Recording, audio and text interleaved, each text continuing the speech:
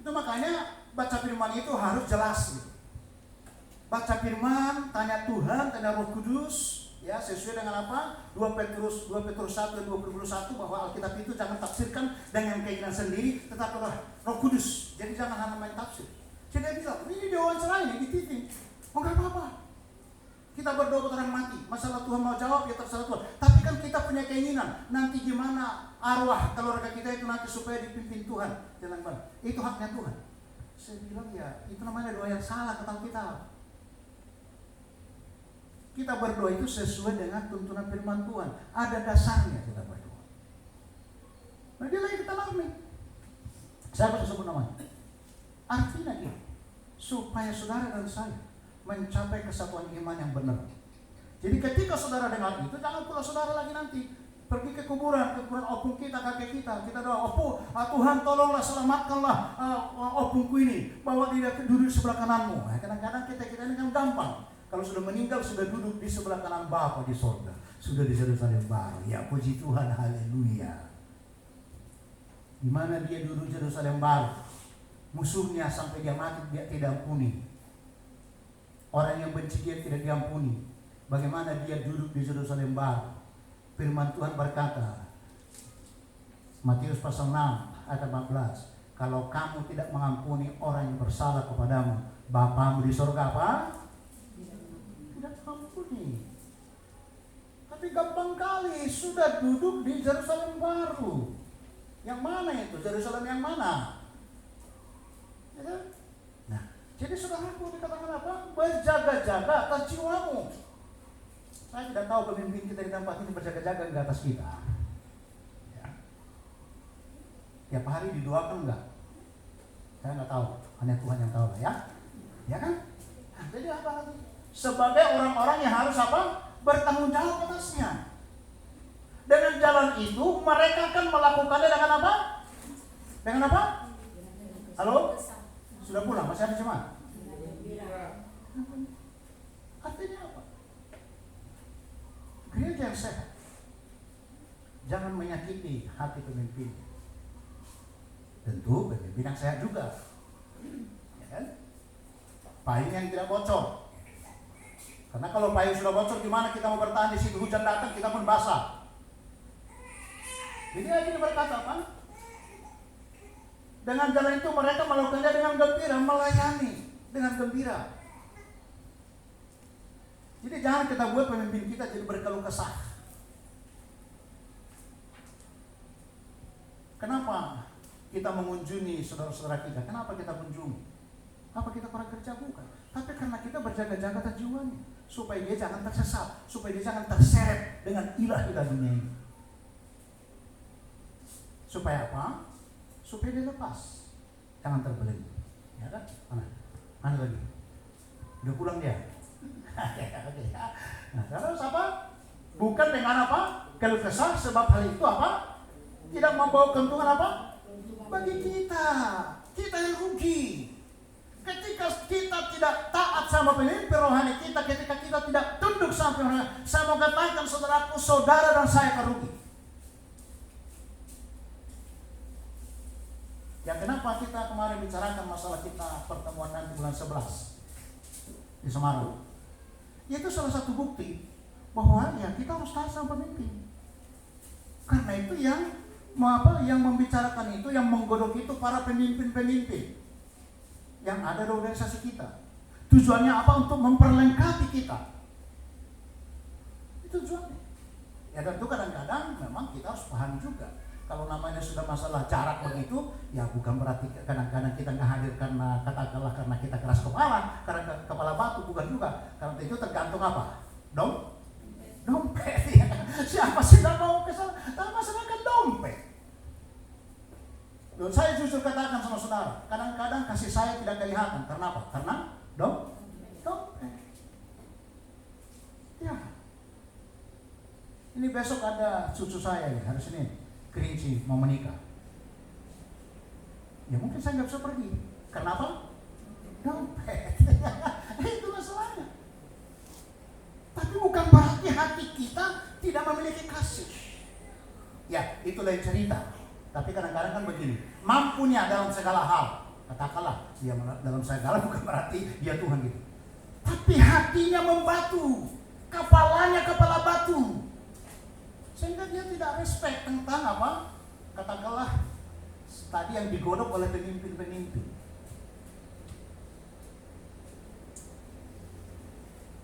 Nah, ini bulan 1 tanggal 5 ada lagi pertemuan di Kabanjahe, TOPC. JKT Kabanjahe tanggal 1 bulan 5. Seperti ini sudah pasti, kecuali kalau Tuhan ubah. Karena kemarin kami sudah rapat itu. Kira-kira di situ nanti tanggalnya.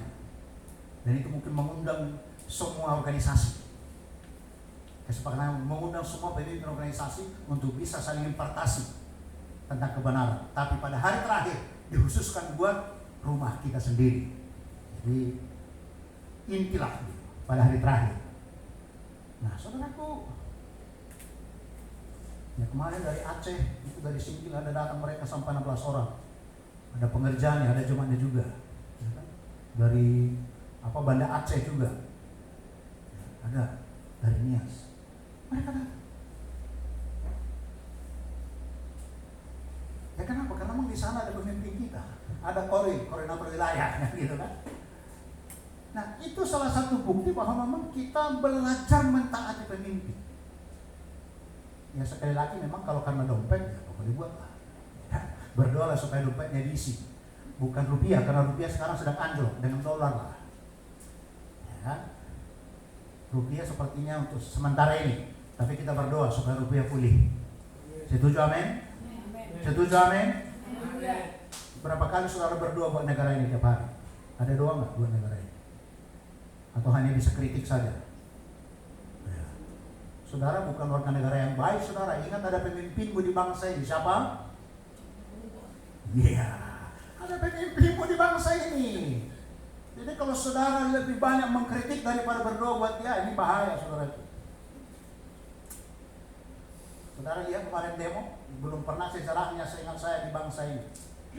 Kecuali tahun 98. Ikut tentara menjaga orang demo, saudara. Saya bilang, ya aneh bin ajaib. Ya berbahagialah orang yang memilih Pak Presiden kita sampai hari ini. Yalah, berbahagialah. Karena dengan munculnya Alfamart kan Operasi Merah Putih kan katanya Alfamart kan mau ditutup sampai kemarin. Ya puji Tuhan. Apa-apa. Tapi anak Tuhan pasti ada pembela Tuhan. Itu aja. Apapun yang terjadi tetap Yesus hebat. Gitu kan? Jadi janganlah tidak taat sama pemimpin. Nah, sekarang kita mau lihat ya, saudara, saya tidak akan bahas terlalu panjang ini. Sekarang kita mau lihat di dalam gereja yang sehat, yang seutuhnya, kira-kira ada berapa pemimpin? Ada berapa pemimpin? Ya memang sepertinya ini kurang diadopsi. Saya sebenarnya ingin mengadopsi ini dari dulu. Sejak saya menjadi orang Kristen, ketika saya mengerti firman-Nya, saya ingin ini diadopsi. Ada salah satu jemaat yang sekarang ini menurut saya masih eksis di Jakarta, dan dia tidak buka cabang di mana-mana. Ini sudah puluhan tahun tidak buka cabang di mana-mana. Dia tetap hanya di Jakarta, tapi orang ini sudah sampai kemana-mana. Tapi tidak pernah buka cabang di mana-mana. Dia hanya menjadikan orang menjadi murid Tuhan Yesus. Ke Cina beliau sudah berapa kali? Itu gereja bawah tanah. Ya, jadi mereka memiliki kepemimpinan dalam gereja namanya kepenatuaan. Bukan satu pendeta, tapi ada beberapa pendeta di salah satu gereja lokal itu. Nah, kita lihat ini firman Tuhannya. Kita mau belajar, jadi supaya kita ngerti mentaati pemimpin itu, kira-kira siapa saja pemimpin yang kita taati dalam gereja lokal. Kalau ada, ya, mari lihat Efesus pasal 4 ayat 11.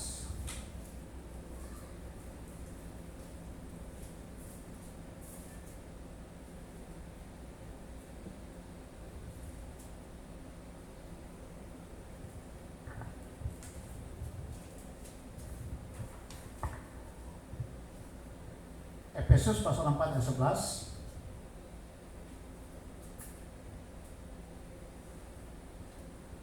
Ini kita doakan supaya ini muncul di tengah-tengah gereja kita, gereja lokal kita di tempat ini. Ya. Dan udah ketemu? Kita baca yuk, 3-2 ya.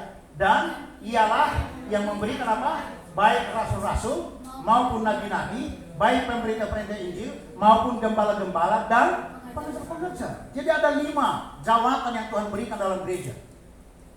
Memang sekarang ada masalah.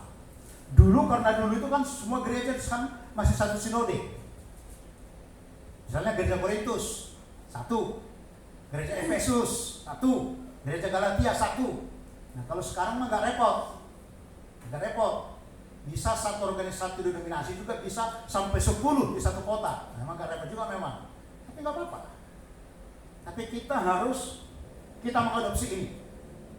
Jemaat lokal di sini kita mengadopsi ini. Kalau misalnya besok lusa ada JKI, katakanlah di sekitaran kita misalnya, tetap kita harus satu. Boleh ada ibadah di sana, tetapi kita harus ada pertemuan untuk saling memberkati satu sama lain. Harus ada pertemuan. Jadi tidak bisa berdiri sendiri. Nah dikatakan situ apa? Rasul. Apa tugasnya? Ini yang sayang kalau saya perhatikan begini. Rasul ini tugasnya untuk memberi pencerahan tentang pengajaran firman Tuhan. Nah, tapi sekarang saya bilang tadi agak sulit kan? Yang saya singgung tadi misalnya masalah berdoa untuk orang mati, mendoakan orang mati. Nah ini rasul harus tampil meluruskan ini supaya orang melakukan sesuatu itu berdasarkan firman Tuhan, berdasarkan kebenaran. Ini rasul. Misalnya, kalau saya salah mengajar, maka rasullah yang harus menegur saya. Rasullah yang mengingatkan saya bahwa apa yang saya sampaikan salah. Ya sayangnya sekarang kan gak terjadi seperti itu. Suka-suka kita kan. Di jemaat di tempat ini kita mengadopsi. Itu makanya kalau kita dengar misalnya ada dari YouTube sana, YouTube sini, firman sana, firman sini, kita harus punya filter. Filternya apa? Roh Kudus. Terus kita berdoa untuk itu. Mana tahu itu dari Tuhan. Mana tahu itu dari Tuhan. Jadi kita harus berdoa. Kita harus serius untuk itu. Ya. Alkitab bilang jangan padamkan roh. Jadi harus kita ngerti. Ya. Jadi rasul itu untuk apa? Menetralkan kebenaran, meningkatkan kebenaran, meningkatkan rahasia-rahasia firman Tuhan. Itu fungsinya. Nah itu harus ada di gereja. Nah kita berharap mungkin kalau gereja lokal kita di sini belum ada, kita berharap di sinode kita itu ada. Ya. Terus yang kedua apa? Nabi. Biasanya kalau orang yang berkarunia nabi itu, biasanya orang akan terluka karena nabi ini tugasnya negor. Nabi ini tugasnya nemplak. Ya. Jadi kadang-kadang ya bisa orang terluka. Nah, untuk apa nabi ini? Saudara, kita tidak tahu dalam jemaat ini ada orang yang bermain-main dengan dosa kalau tidak ada nabi. Bisa melayani di tempat ini. Bisa berdiri di mimbar, bisa khotbah. Tahu-tahu yang khotbah ini tadi malam dia sedang berzina. Nah, tapi kalau ada nabi, maka nabi itu akan mengingatkan pengkhotbah itu suruh bertobat. Loh kenapa? Kalau pengkhotbah dia hidup berzina dan dia mengajar orang, mengajar jemaat, ya. Seorang pendeta mengajar jemaat hidupnya hidup dalam perzinahan, di alam roh itu akan transfer kepada jemaat. Jadi jemaat itu juga akan bisa berzina. Kenapa? Karena pemimpinnya suka berzina. Nah, untuk itu perlu orang nabi, seorang nabi. Memang nabi tidak ada lagi, tapi yang berkarunia nabi. Ingat sekali lagi, nabi sudah selesai, sudah tidak ada lagi nabi. Tapi yang berkarunia nabi masih ada.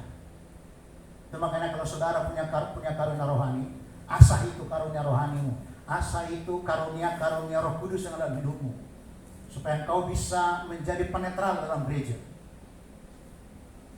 Ya, saya bersyukur suatu ketika saya pernah bertemu dengan seorang hamba Tuhan di salah satu sinode A.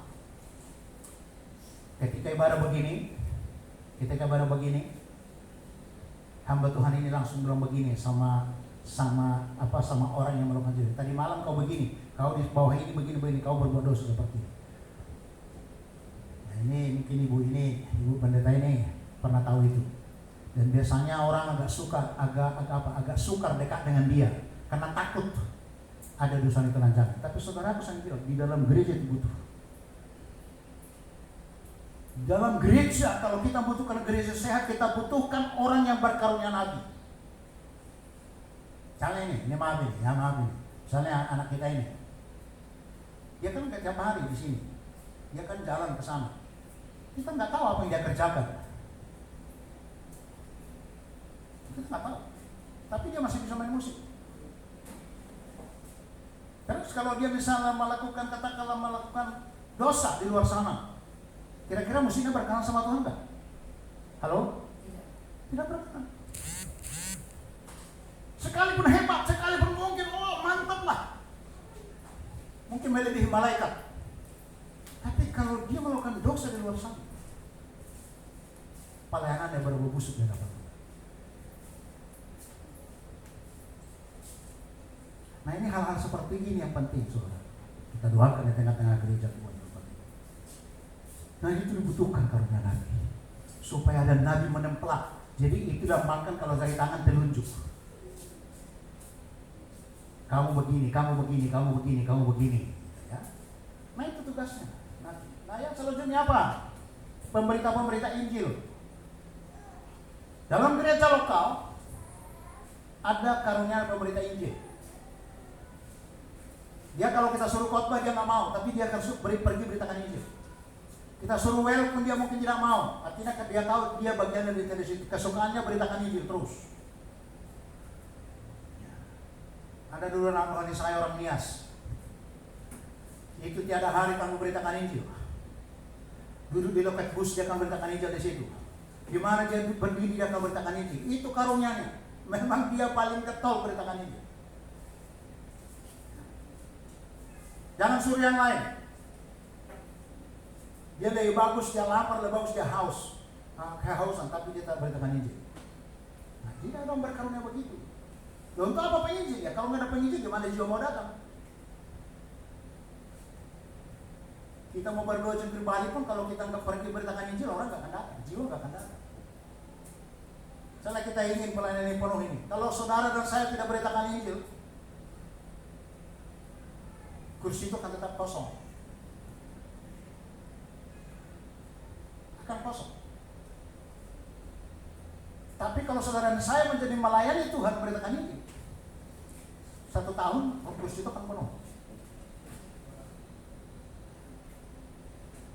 Tapi kalau nggak ada beritakan Injil kan? Karena Tuhan nggak mengajar kita duduklah kau di rumah, nanti juga akan datang. Enggak. Firman Tuhan, pergilah, jadikan seorang semuridku. Jadi kita harus tahu firman Tuhan. Terkecuali saudara memang dikasih Tuhan karunia pendoa syafaat dan doamu itu mujarab. Jadi karunia penginjil ini. Terus apa? Gembala-gembala. Nah, dalam jemaat itu ada gembala-gembala, ada gembala. Nah, gembala inilah yang akan apa? Yang akan melindungi, yang akan mengayomi jemaat itu, mengayomi domba-domba Tuhan. Dan ada gembala. Inilah yang 24 jam selalu hadir. Ada masalah dia akan hadir, ada persoalan dia hadir, ada apa dia akan hadir. Ketika dia hubungi dia akan hadir. Ini gembala-gembala. Terus apa? Ada pengajar. Dalam gereja ada pengajar yang berkarunia pengajar, jawatan pengajar. Untuk apa? Untuk tadi saya katakan untuk membentengi gereja itu, untuk membentengi jemaat itu daripada pengajar yang palsu. Dan pengajar ini bekerja sama dengan rasul, supaya pengajarannya itu tidak menyimpang daripada rencana Tuhan sejak awal. Itu makanya kenapa Yesus berkata begini, jadikan semua bangsa muridku. Itu tugas pengajar, memuridkan. Jadi kalau saudara mau sehat dan saya sehat, harus masuk pemuridan. Tidak cukup hanya datang hari Minggu, tidak cukup. Harus menjadi pemuritan. Karena apa? Dalam pemuritan itu kita bisa dialog. Dalam pemuritan itu mungkin bisa kita ya debat-debat kecil lah. Misalnya ada yang kurang pas misalnya.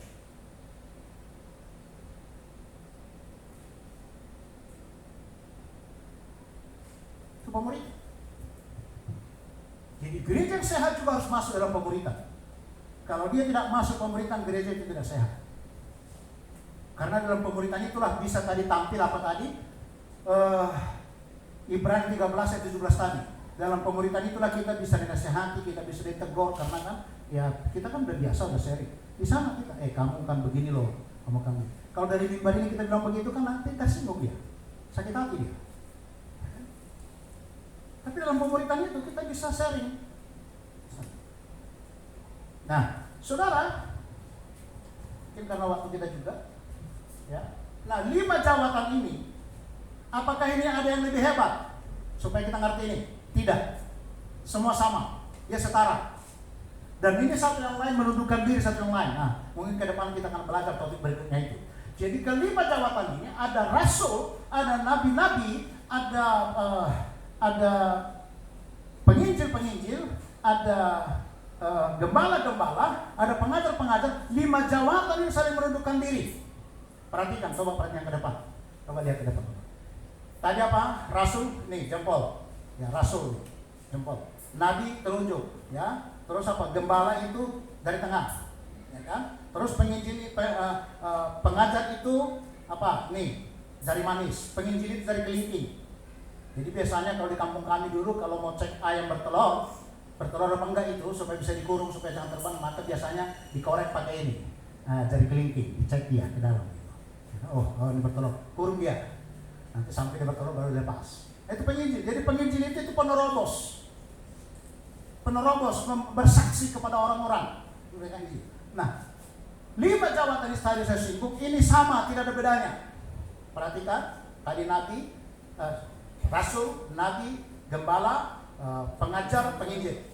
Nah, saudaraku, kalau ini jalan sendiri-sendiri nggak kuat. Nggak kuat nih. Jadi gimana caranya? Ini harus apa? Saling mengikat satu yang lain. Nih, mengikat satu. Dikunci. Siapa mengunci? Rasul. Bukan berarti rasul lebih hebat, tapi saling menundukkan diri supaya kuat.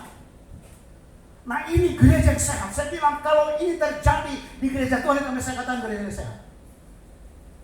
Tidak ada yang merasa sepertinya lebih penting, tidak ada yang merasa sepertinya lebih dihargai, tidak ada yang merasa sepertinya lebih dihormati, tidak ada yang merasa sepertinya wah ingin lebih, enggak. Tapi semua mengikatkan diri satu dengan lain dan dia akan kuat. Saudara, suatu ketika sekitar tahun 80-an saya pernah main voli. Saya main voli karena mungkin saya kok dalam sukacitanya. Ini waktu saya memblok smash, ini terbuka. Ini terbuka, jari saya terbuka. Tahu Pak saudara, ini udah patah ini. Ini sudah ketemu ke sini, sudah rapat ini. Tahun 80-an main bola. Ini rapat ini, sudah patah ini. Makanya dia gak benjol. Kenapa begitu? Ya karena terbuka. Tapi ketika kalau rapat ini, saya yakin gak akan terjadi apa-apa. Nah, itu pengalaman tentang dalam gereja. Jadi 5 jawatan ini harus saling terikat satu yang lain, saling melengkapi. Baru gereja itu sehat. Nah, itu kita harus praktekkan di tengah-tengah jemaat ini. Satu yang lain. Kita harus saling melengkapi satu sama lain. Kita tidak orang yang maha bisa. Kita banyak kekurangan. Tapi ketika kita satu sama lain saling melengkapi, saya mengatakan gereja Tuhan di tempat ini akan menjadi gereja yang kuat. Haleluya. Nah, mau itu? Amin. Betul? Betul? Iya, ya kan? Jadi kita akan singkatkan saudaraku sebentar. Untuk apa itu? Untuk apa tadi kelima jawatan tadi? Kita sudah singgung. Nah, kita lihat lagi secara eksplisit. Kita sudah belajar, kita sudah singgung. Tapi kita lihat secara eksplisit. Oh, apa fungsinya ini? Supaya kita ngerti apa fungsinya kelima jawatan ini. Mari lihat ayat 12. Efesus 4 ayat 12.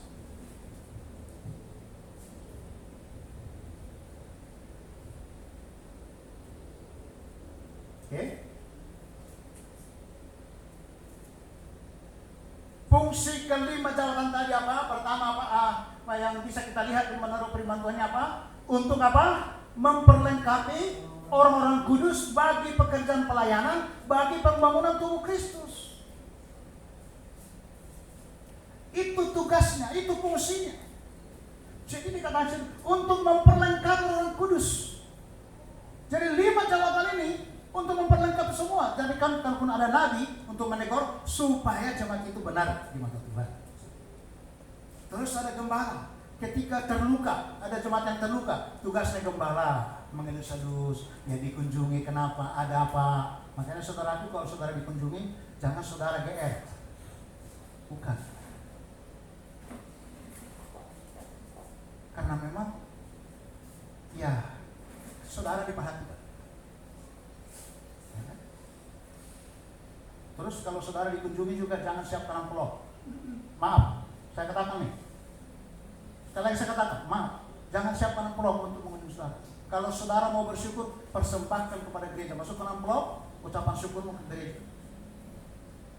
Tolong garis bawah itu. Buat itu sebagai ucapan syukurmu di rumah Tuhan. Kadang-kadang ada begitu, pergi, ya salamkan. Tidak salah. Tapi itu bisa mengganggu hati hamba Tuhan yang mengunjungi saudara. Kalau yang lain silakan aja. Tapi kalau saya pribadi, kalau saya datang misalnya, jangan pikirkan itu. Kalau kau mau kasih mengucap syukur, masukkan amplop, masukkan di gereja. Ucapan syukurmu kepada Tuhan.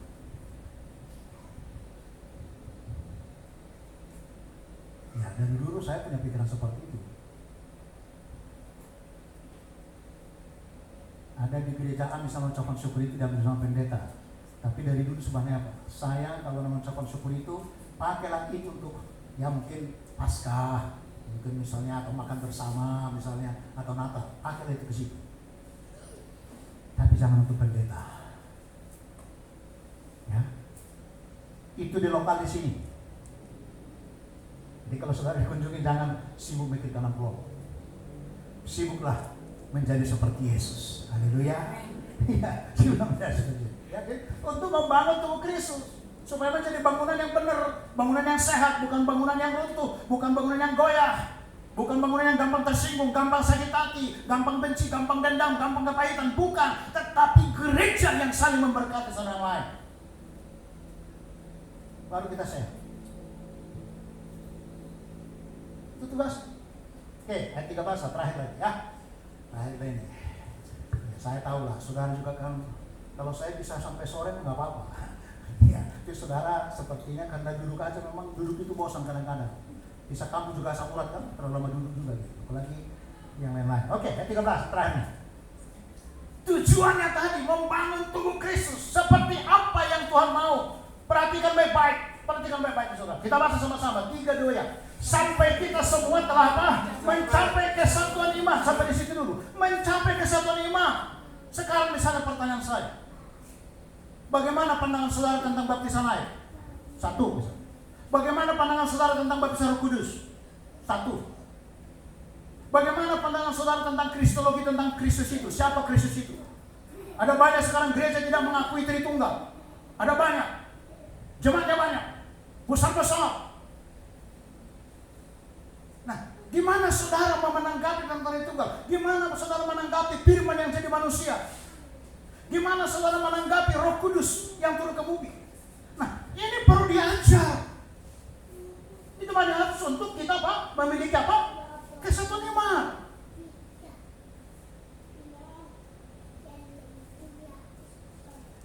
Ada yang ribut juga sekarang masalah perpuluhan. Wah, itu supaya pendeta kaya. Sekarang perpuluhan tidak lagi. Terserah. Kalau jemaat di tempat ini motonya gampang. Lakukan segala sesuatu dengan kasih dan iman. Jangan lupa itu. Berulang saya kata. Lakukan segala sesuatu dasarnya kasih dan iman. Kalau bukan dasarnya kasih dan iman, gak usah lakukan. Benar saja. Gak usah lakukan. Tapi kalau engkau mengasihi Tuhan, mengasihi pekerjaan Tuhan, Tuhan tidak kurang duit. Betul? Ya benar lah. Tapi pelayanan butuh duit. Ya. kita ini. Kalau ada duit kita, masa kayak gini nih sudah 10 tahun. Nggak mungkin. Butuh duit. Jadi kalau ada pengajaran di luar sana, itulah fungsinya rasul, menetralkan pengajaran itu. Jadi kalau saudara dengar itu, oh itu kan supaya pendetanya kaya, oh pendetanya ganti-ganti mobil loh. Ya kalau memang jemaatnya baik-baik hati semua, jangan kan tiap hari ganti mobil, tiap detik pun bisa ganti mobil.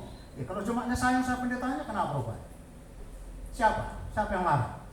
Ya, tapi pendetanya juga harus tahu diri.